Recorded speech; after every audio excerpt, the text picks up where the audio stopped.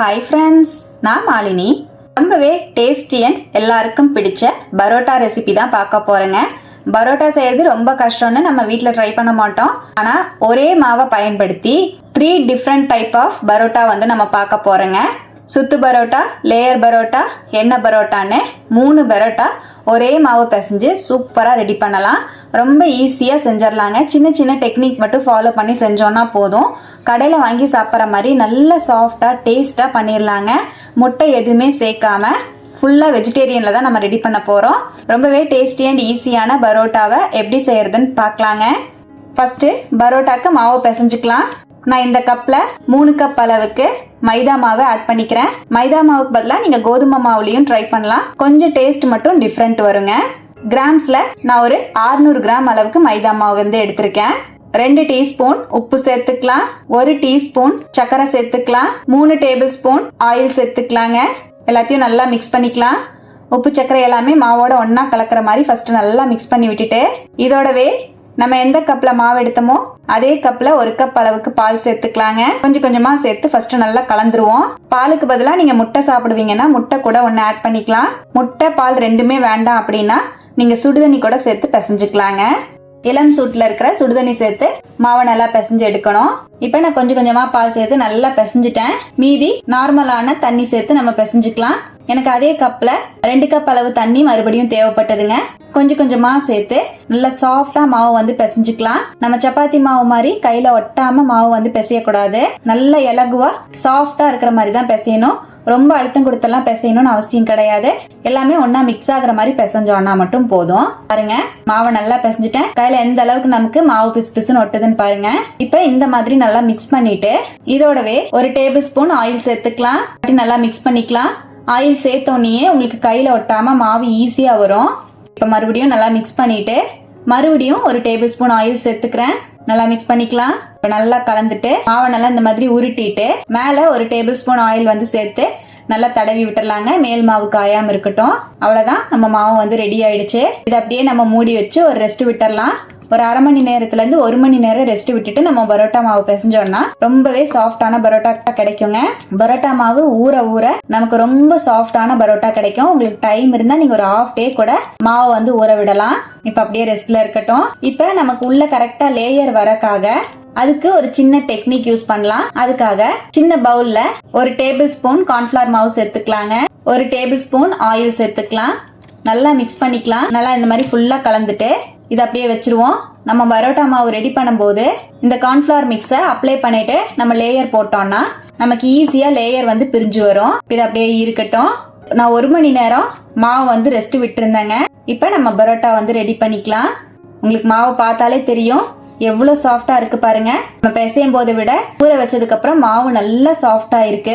நல்லா ஃபுல்லா மிக்ஸ் பண்ணிக்கலாம். இப்ப மாவு ஒரு வாட்டி நல்லா மிக்ஸ் பண்ணிட்டேன். இப்ப நம்ம பிசைஞ்சு வச்சிருக்கிற மாவை 2ஆ டிவைட் பண்ணிக்கலாங்க. பாதி பாதியா டிவைட் பண்ணிட்டு நம்ம புரோட்டாவை வந்து பிரிச்சு எடுத்து புரோட்டா போட ஆரம்பிச்சுக்கலாம். இப்ப நான் மாவை வந்து இந்த மாதிரி 2ஆ டிவைட் பண்ணிட்டேன். இப்ப நம்ம பிரிச்ச மாவையும் இந்த மாதிரி உருட்டிக்கலாம். உருட்டிட்டு நம்ம தேவையான சைஸுக்கு மாவை வந்து பிரிச்சுக்கலாம். இந்த மாதிரி பண்ணும்போது ஒரே ஈவன் சைஸ்ல கிடைக்கும். அதுக்காக தான் நான் இந்த மாதிரி எல்லாத்தையும் பிரிச்சு உருட்டி எடுத்துக்கிறேன். உருட்டும் போது வெடிப்பு எதுவும் இல்லாத மாதிரி உருட்டினீங்கன்னா உங்களுக்கு தேய்க்கும் போது ரொம்பவே ஈஸியா இருக்கும். இப்ப எல்லா மாவையும் இந்த மாதிரி நான் உருட்டி எடுத்துட்டேங்க. இப்ப இதை அப்படியே நம்ம ஒரு பிளேட்ல வச்சு மூடி வச்சிடலாம். மேல கொஞ்சமா வந்து எண்ணெய் தடவி வச்சிடலாம். அப்பதான் மாவு காயாம இருக்கும். இப்போ ஒரு உருண்டையை மட்டும் நம்ம வெளியே எடுத்துடலாங்க. வெளியே எடுத்துட்டேன். இப்ப நம்ம உருட்டி வச்சிருக்கிற இந்த பெரிய சைஸ் உருண்டையையும் நம்ம 2ஆ வந்து பிரிச்சுக்கலாம். இப்ப 2ஆ இந்த மாதிரி பிரிச்சுட்டேன். இப்ப பிரிச்ச மாவை நம்ம நார்மலா சப்பாத்தி தேய்க்கிற மாதிரி தேய்க்கலாம். எவ்வளவு சன்னமா தேய்க்க முடியுமோ அந்த அளவுக்கு சன்னமா தேய்ச்சுக்கலாங்க. இந்த மாதிரி நல்லா சன்னமா தேய்ச்சுக்கிறேன். ஃபுல்லா சன்னமா இழுத்து விட்டுட்டேன். இப்ப இதுல நம்ம ரெடி பண்ணி வச்சிருக்கிற கார்ன்ஃபிளவர் மிக்ஸை அப்படியே வந்து மேல வந்து அப்ளை பண்ணி விட்டுக்கலாம். இந்த மாதிரி செய்யறதுனால நமக்கு லேயர்ஸ் வந்து தனியா பிரிஞ்சு நம்ம சாப்பிடும் போது ரொம்பவே டேஸ்டா இருக்கும். இப்ப நல்லா அப்ளை பண்ணி விட்டுட்டேன். இப்ப இந்த மாதிரி நான் செய்யற மாதிரி அப்படியே மடிச்சுக்கோங்க. இந்த மாதிரி பண்ணும்போது நமக்கு லேயர் பரோட்டா ரொம்பவே சாஃப்டாவும் நல்ல லேயராகவும் கிடைக்கும். இதுக்கு மேலேயும் லைட்டா நான் வந்து கார்ன்ஃபிளவர் மிக்ஸ் வந்து அப்ளை பண்ணி விட்டுக்கிறேன். அப்படியே இந்த மாதிரி மடிச்சிடலாம். இந்த மாதிரி மடிச்சுட்டு மறுபடியும் லைட்டா தேய்ச்சி விட்டுருவோம். அவ்வளவுதான். இப்ப நம்மளோட லேயர் பரோட்டா ரெடி ஆயிடுச்சு. இதை வந்து நம்ம தோசைக்கல்ல போட்டு எடுக்க வேண்டியதுதான். இது அப்படியே இருக்கட்டும். இப்ப நம்ம சுத்து பரோட்டா எப்படி செய்யறதுன்னு பாக்கலாங்க. இப்போ நம்ம ஃபர்ஸ்ட் எப்படி மாவு எடுத்தோமோ அதே போல பெரிய சைஸ் மாவை 2ஆ பிரிச்சுக்கலாம். சின்ன சைஸா பிரிச்சுட்டு எந்த அளவுக்கு உங்களால சன்னமா இழுக்க முடியுமோ அந்த அளவுக்கு இழுத்துக்கோங்க. இப்போ நான் அந்த மாதிரி சன்னமா இழுத்துட்டு இது மேல நம்ம ரெடி பண்ணி வச்சிருக்கிற கார்ன்ஃபிளவர் மாவை கார்ன்ஃபிளவர் மிக்ஸை அப்ளை பண்ணி விட்டுக்கலாம். நல்லா அப்ளை பண்ணிட்டு மெதுவா அப்படியே எடுத்துக்கலாங்க. உங்களுக்கு புரோட்டா மாவு கிழிஞ்சு வந்தாலும் பிரச்சனை இல்லை. நம்ம சுருட்டி எடுக்கும்போது சரியா இருக்கும். நான் இந்த மாதிரி எடுத்துட்டு ஒரு சுத்தி வச்சிடலாம். இந்த மாதிரி ஒரு டைம் சுத்தி வச்சுட்டேன். இது அப்படியே இருக்கட்டும். இதோடவே நம்ம பிரிச்ச மாவை இதே போலவே ஃபுல்லா நம்ம வந்து சன்னமா விரிச்சுட்டு அதையும் இதே போலவே கார்ன்ஃபிளவர் மிக்ஸ் போட்டு தேய்ச்சி எடுத்துக்கலாம். இந்த மாதிரி தேய்ச்சி எடுத்துட்டேன். இதையும் நம்ம அப்படியே மெதுவா வெளியே எடுக்கலாம். எடுத்துட்டு இப்ப நம்ம ஃபர்ஸ்ட் சுருட்டி வச்சிருக்கிற அந்த பரோட்டா மாவோடைய ஜாயின் பண்ணிக்கலாங்க. இந்த மாதிரி அந்த எட்ஜில் வச்சு அப்படியே நம்ம சுத்தி விட்டோம்னா அது அப்படியே நின்னுக்கும். அவ்வளவுதான். இப்ப நம்ம கையில நல்லா எண்ணெய் தடவிட்டு உள்ளங்கையில அப்படியே தட்டினோம்னா அழகா நம்மளுக்கு பரோட்டா நல்ல பெரிய சைஸ்க்கு ரவுண்ட் ஷேப்க்கு கிடைக்குங்க. அவ்வளவுதான். நம்மளோட சுத்து பரோட்டா சூப்பரா ரெடி ஆயிடுச்சு. பாருங்க, இது அழகா எடுத்து நம்ம தோசைக்கல்ல போட்டு சுட்டு எடுத்துக்க வேண்டியதுதான். இது அப்படியே இருக்கட்டும். எண்ணெய் பரோட்டாக்கு மாவு எப்படி செய்யறதுன்னு பார்க்கலாம். அதே போலவே மாவை எடுத்து வச்சிருக்கேன். மாவை நல்லா விரிச்சு விட்டுக்கலாம். இந்த மாவை நம்ம பிரிக்க வேண்டியதில்லை. ஃபுல்லா நம்ம இழுத்து மட்டும் விட்டுக்கலாம். இழுத்து நல்லா தேய்ச்சி விட்டுக்கலாங்க. பாருங்க, நல்லா இழுத்து தேய்ச்சி விட்டுக்கிறேன். தேய்ச்சி விட்டுட்டு ஃபுல்லா இந்த மாதிரி சன்னமா இழுத்ததுக்கு அப்புறமா நம்ம கார்ன்ஃபிளவர் மிக்ஸ் அப்ளை பண்ணி விட்டுக்கலாம்.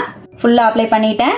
இப்போ மற்ற பரோட்டாக்கெல்லாம் லேயர் வந்து நம்ம வெளியே தெரியற மாதிரி சுருட்டி எடுப்போம். எண்ணெய் பரோட்டாக்கு லேயர் வந்து உள்ள வர மாதிரி நம்ம சுத்தணும். இந்த மாதிரி சுத்திக்கலாம். உள்ளேயே நல்லா சுத்தி விட்டுக்கலாங்க. நல்லா உள்ளேயே இழுத்து இந்த மாதிரி சுத்தி எடுத்துக்கலாம். இப்ப நல்லா சுத்திட்டேன். இது அப்படியே வந்து சுத்தி விட்டுருவோம். ரவுண்டா சுத்திட்டு எண்ணெய் நல்லா தடவிட்டு நல்லா இழுத்து விட்டுக்கலாம். நல்லா ஃபுல்லா தேய்ச்சிக்கலாங்க. ரொம்ப அழுத்தி தேய்ச்சிட வேண்டாம். ஜென்டிலா பிரஸ் பண்ணி ரவுண்ட் ஷேப் பண்ணிக்கலாங்க. இந்த மாதிரி ரவுண்ட் ஷேப் பண்ணிட்டேன். நான் வந்து பெருசா செஞ்சிருக்கேன். நீங்க வேணும்னா குட்டியா கூட ரெடி பண்ணிக்கலாம். அவ்வளவுதான். நம்ம 3 விதமா இப்ப புரோட்டா வந்து நம்ம பாத்துருக்கோங்க. இந்த மாதிரி ஒரு ஸ்கில்லெட்ல தான் புரோட்டா போட்டு எடுக்க போறேன். இது நல்லா திக்கா இருக்கறனால ரொம்ப நேரத்துக்கு நம்ம மீடியம் ஃப்ளேம்ல வச்சிருந்தாலும் சீக்கிரமாவே வெந்துரும். ஆயில் நல்லா ஃபுல்லா வந்து ஸ்ப்ரெட் பண்ணி விட்டுக்கலாம். ஃபர்ஸ்ட் நம்ம ஆயில் பரோட்டா போட்டு எடுத்துக்கலாங்க. சேர்த்துட்டு அப்படியே மீடியம் டு ஹை ஃப்ளேம்ல வச்சு நல்லா வேக வச்சுக்கலாங்க. திருப்பி விட்டு நம்ம புரோட்டாவை நல்லா வேக வைக்கணும். ஏன்னா மாவு வந்து நல்லா கெட்டியா இருக்கும். மேல தேவையான அளவுக்கு ஆயில் வந்து சேர்த்துக்கலாம். இப்போ ஒரு சைடு வந்து நல்லா வெந்திருக்கு. இப்ப அப்படியே திருப்பி போட்டுக்கலாம். பாருங்க, நமக்கு ஆயில் புரோட்டால மேல் லேயர் வந்து நல்லா கிறிஸ்பியா இருக்கும். உள்ள சாப்பிட்றதுக்கு நல்லா சாஃப்டா இருக்கும். புரோட்டாவை நல்லா திருப்பி விட்டு நல்லா ஃப்ரை பண்ற மாதிரி வேக வைக்கணும். பாருங்க, இப்ப நம்ம ஆயில் புரோட்டாவும் சூப்பரா ரெடி ஆயிடுச்சு. மீடியம் டு ஹை ஃப்ளேம் மாத்தி வச்சுதான் நம்ம வேக வைக்கணுங்க. ஹை ஃப்ளேம்லயே இருந்துருச்சுனாலும் மேல டக்குன்னு கரிஞ்ச மாதிரி கலர் வந்துடும். வந்து மாவா இருக்கிற மாதிரி இருக்கும். மீடியம் ஃப்ளேம் ஒரு நிமிஷம், ஹை ஃப்ளேம் ஒரு நிமிஷம்னு மாத்தி வச்சு நல்லா வேக வச்சு எடுத்துக்கணும். அவ்வளவுதான். நம்மளோட ஆயில் பரோட்டா ரெடி ஆயிடுச்சு. நான் வந்து ஆயில் பரோட்டாக்கு ரொம்ப கம்மியான ஆயில் யூஸ் பண்ணி தான் சுட்டு எடுத்திருக்கேன். கடைகள்ல எல்லாம் ஃபுல்லா ஆயில்ல பொரிச்சு எடுப்பாங்க. அந்த மாதிரி செய்யாம இந்த மாதிரி செய்யும் போது நம்ம சாப்பிடும் போது ரொம்ப திகட்டாம இருக்கும். இப்ப ஆயில் பரோட்டாவும் ரெடி ஆயிடுச்சுங்க. எடுத்துடலாம் வெளியில. அவ்வளவுதான். இதே போல லேயர் பரோட்டாவையும் நம்ம சுட்டு எடுத்துக்கலாம். ஆயில் நல்லா தடவி விட்டுட்டேன். இப்ப நம்ம ரெடி பண்ணி வச்சிருக்கிற லேயர் பரோட்டாவையும் சேர்த்துக்கலாம். ஒரு சைடு நல்லா வெந்ததுக்கு அப்புறமா திருப்பி போட்டுக்கலாம். 2 சைடுமே திருப்பி போட்டு நல்லா வேக வச்சுக்கலாம். பாருங்க, அழகா லேயர்லாம் தெரியுது. நமக்கு சாப்பிடும் போது லேயர்லாம் பிரிஞ்சு பார்க்கவே ரொம்ப சூப்பரா இருக்கும். இப்ப லேயர் பரோட்டாவும் ரெடி ஆயிடுச்சு. திருப்பி விட்டு நல்லா வேக வச்சுட்டேன். வெளியே எடுத்துடலாங்க. இப்ப நம்ம சுத்து பரோட்டாவையும் அதே போல போட்டுக்கலாம். போட்டுட்டு மேல தேவையான அளவுக்கு ஆயில் சேர்த்துக்கலாம். ஆயில் உங்க விருப்பம் போல நீங்க வந்து ஆட் பண்ணிக்கணும். பரோட்டாவை பொறுத்த வரைக்கும் ஆயிலும் மைதா மாவும் தான் மெயின். ஏன்னா டேஸ்ட் கொடுக்கறதே அதுதான். உங்களுக்கு தேவையான அளவுக்கு நீங்க வந்து ஆயில் சேர்த்துக்கோங்க. இப்ப சுத்து பரோட்டாவும் பாருங்க திருப்பி விட்டு நல்லா வேக வச்சுட்டேன். நல்ல கலர் வந்துருச்சு. சூப்பரா ரெடி ஆயிடுச்சு. வெளியே எடுத்துடலாம். அவ்வளவுதான். ரொம்பவே டேஸ்டியான 3 விதமான பரோட்டா சூப்பரா ரெடி ஆயிடுச்சுங்க. டேஸ்ட் அல்டிமேட்டா இருக்கும். இப்ப நான் சுத்து பரோட்டாவை மட்டும் வெளியே எடுத்த உடனே அப்படியே தட்டிட்டேன். பார்க்கவே உங்களுக்கு எவ்வளவு சாஃப்டா இருக்குன்னு பாருங்க. லேயரும் நமக்கு தனித்தனியா தெரியுது. ரொம்பவே சூப்பரா இருக்குங்க. டேஸ்ட் அல்டிமேட்டா இருக்கும். நான் சொல்லியிருக்கிற மெத்தட்ல இதே போல நீங்க பண்ணீங்கன்னா உங்களுக்கு கடையில வாங்கி சாப்பிட்ற மாதிரியே சாஃப்டா இருக்கும். டேஸ்டும் சேமா இருக்கும். பாருங்க, நம்மளோட ஆயில் பரோட்டா உங்களுக்கு பார்த்தாலே தெரியும். மேல வந்து அந்த லேயர்லாம் கிறிஸ்பியா இருக்கிற மாதிரி இருக்கும். உள்ள வந்து பரோட்டா சாஃப்டா இருக்கும். இப்ப நம்மளோட ஆயில் பரோட்டாவும் சூப்பரா ரெடி ஆயிடுச்சு. அதே போல நம்மளோட லேயர் பரோட்டாவும் பாருங்க ரொம்பவே சூப்பரா வந்திருக்கு. பார்த்தாலே உங்களுக்கு தெரியும் லேயர் லேயரா சூப்பரா இருக்கு. ரொம்ப லேசாவும் சாஃப்டாவும் இருக்குங்க சாப்பிட்றதுக்கு. ரொம்பவே டேஸ்டியான இந்த 3 பரோட்டாவையும் இதே போல செஞ்சீங்கன்னா உங்களுக்கும் இதே போல சாஃப்டா டேஸ்டியான பரோட்டா கிடைக்கும். கண்டிப்பா இதே போல நீங்களும் ட்ரை பண்ணி பாருங்க. ட்ரை பண்ணி பார்த்துட்டு எப்படி வந்ததுன்னு கமெண்ட்ல மறக்காம என் கூட ஷேர் பண்ணிக்கோங்க. நம்ம சேனலை இப்பதான் ஃபர்ஸ்ட் டைம் பாக்குறீங்கன்னா சப்ஸ்கிரைப் பண்ணிக்கோங்க. பக்கத்துல இருக்கிற பெல் ஐக்கானை பிரஸ் பண்ணி வச்சுக்கோங்க. லைக் பண்ணிக்கோங்க. ஃப்ரெண்ட்ஸ் அண்ட் ஃபேமிலியோட ஷேர் பண்ண மறந்துடாதீங்க ஃப்ரெண்ட்ஸ். தேங்க்யூ.